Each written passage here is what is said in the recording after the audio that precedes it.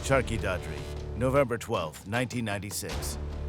High up in the sky, Saudi Flight 763 is approaching the Charkhi Dadri district in the Indian state of Haryana, about 90 kilometers from the national capital, Delhi.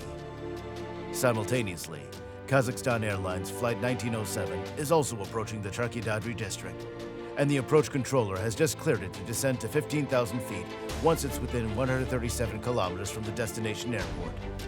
Saudi Flight 763, traveling on the same route but in opposite directions, just received clearance to ascend to 14,000 feet.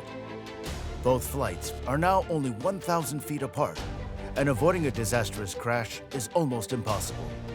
Panic sets in as the pilots try to contact the approach controller. With every passing second, the possibility of a collision increases, and the lives of all 349 people aboard both planes are at risk. Can they maneuver their way out of a crash and avoid a terrible tragedy? Let's find out. This is the story of Saudia Flight 763 and Kazakhstan Airlines Flight 1907. It's a beautiful day at the Indira Gandhi International Airport in Delhi, India. The skies are clear, and Saudia Flight 763 has just departed as part of a scheduled international Delhi-Dhahran-Jeddah passenger service. The Saudia Flight 763 is a Boeing 747-168B, a four-engine jet suitable for long-range flights. With 312 people on board, the captain for today's flight is 45-year-old Khaled Al-Shubaili. Other crew members include First Officer Nazir Khan and Flight Engineer Ahmed S. Idris. Captain Al-Shubaili is a veteran pilot with 9,837 flying hours. The passenger manifest includes 215 Indians, most of whom work in Saudi Arabia as blue-collar workers, 40 Nepalese, and 3 Americans. The second aircraft is Kazakhstan Airlines Flight 1907, a chartered service airplane from Shymkent Airport in Kazakhstan to Delhi, India. It's an Ilyushin 76TD with registration UN 76435. It's a multi-purpose, fixed-wing, four-engine turbofan strategic airlifter, often used as a commercial freighter for ramp-delivered cargo, especially for heavy items that cannot be carried by other means. The captain of the flight is the vastly experienced Alexander Robertovich Cherepanov, age 44. He has a total of 9,229 flight hours. Along with him are First Officer Ermek Kozamatovich Jangarov, Flight Engineer Alexander Alexandrovich Chuprov, Navigator Zahanbek Dusoyevich Arabayev, and Radio Operator Egor Alexeyevich Rep.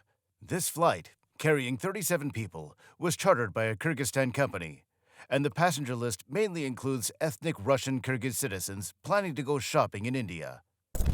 Saudia Flight 763 departs Delhi at 18:32 p.m. local time, while Kazakhstan Airlines Flight 1906 is descending simultaneously to land in Delhi.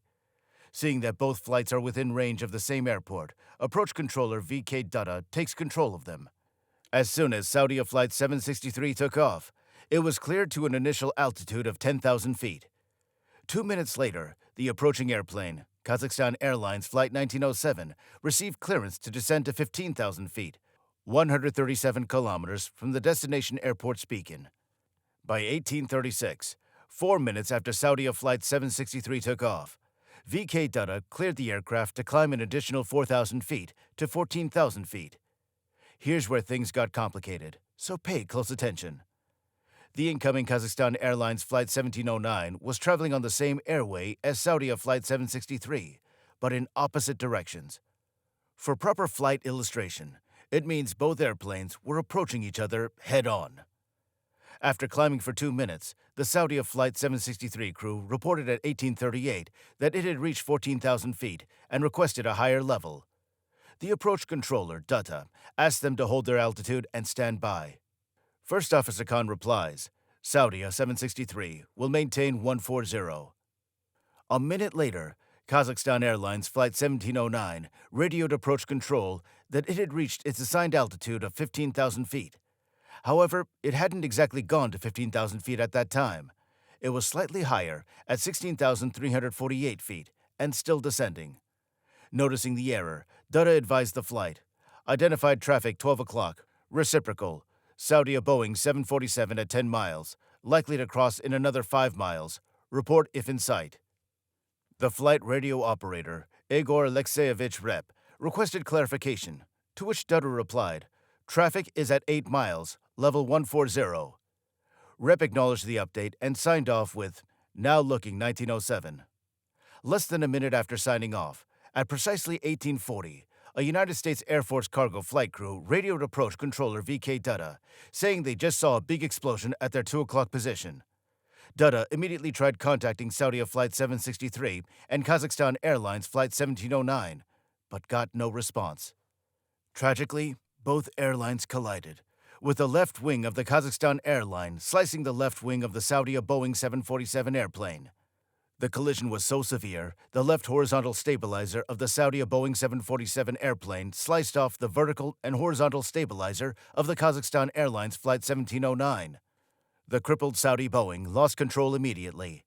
The pilot made a futile attempt to steer the plane while the passengers, most of whom were already in a state of unimaginable fear, were screaming at the top of their voices. As the Saudia Flight 763 rapidly descends, fire breaks out from the wing, and the aircraft splits into two mid-air before ultimately crashing to the ground at a supersonic speed of 1,135 kilometers per hour. With its vertical stabilizer gone and most of its left wing hanging loosely, the Kazakhstan Ilyushin crashed at a flat altitude in a small field close to the Saudia flight wreckage. All 312 people on board the Saudia Boeing 747 and all 37 people on Kazakhstan Ilyushin died on impact. The investigation revealed that the collision happened about 100 kilometers west of Delhi. The Saudi Arabian aircraft wreckage landed close to Dani village in Bawani district, Haryana, while the wreckage of the Kazakh aircraft landed near Birohar village in Rohtak district, Haryana. If you enjoyed watching this dramatic yet unfortunate air crash story, you won't want to miss the next one.